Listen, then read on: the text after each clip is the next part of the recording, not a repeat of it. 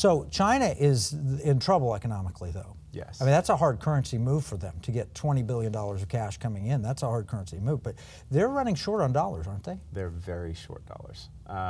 This is something that's hard to conceptualize for, let's say, the average investor, or just say the average global participant, or let's just say the average U.S. citizen. I think it's important to realize how many times you've been talking about China and you say, oh, they're going to have a banking crisis or they're going to have an economic problem, and someone in response says, but they're China, they get to do whatever they want to do. They're rich. They do whatever they want to do, right? They have a communist party. They can run this capitalist system however they want to. Yep. It's true to a limited extent. They control the price, they control the printing press, they control the police, they control the narrative, they control everything.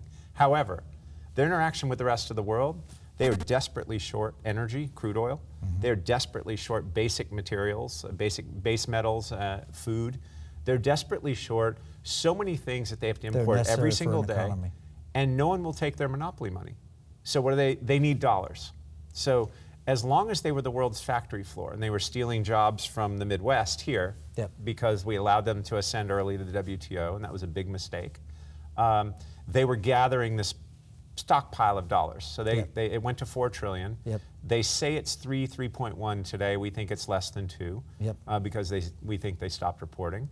We can get into the minutia if you want, but I doubt your It's gone down, want. no question. It's gone the massively foreign currency lower. reserves have dropped, and their dollar portion of them has dropped. Massively lower, and they spin that narrative in the press and say, if this trade war persists, we're going to sell our Treasury bonds. We're going to weaponize our Treasury holdings. To which I say, you have to sell your Treasuries. Your dollar balance is going lower, and you're running a huge fiscal deficit, i.e., 10% of GDP fiscal deficit. The U.S. runs what, 3.5, 4, and we're all up in arms about it.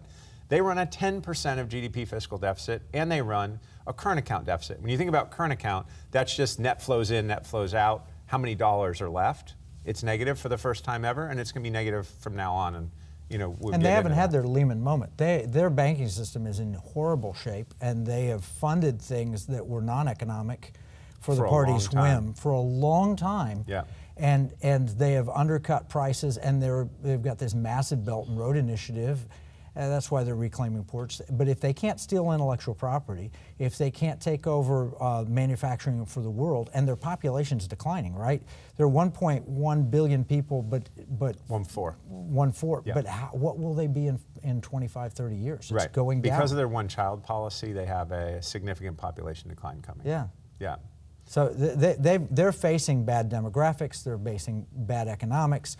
And unless they control the world, they won't be able to continue, right? Well, the reason they're fighting so hard on this matter of trade with us is, look, we run a $20 trillion economy. They say they run about a $12.5, $13 trillion economy in RMB or yuan. So if we're talking about $500 billion worth of Chinese imports here, and we're gonna tariff them 25%, it's $125 billion. It's actually nothing. What's $100 billion on an economy of 13 trillion or 20 trillion? It's actually peanuts. They're fighting so hard because they're running out of dollars at an alarming rate, and they need every dollar they can have.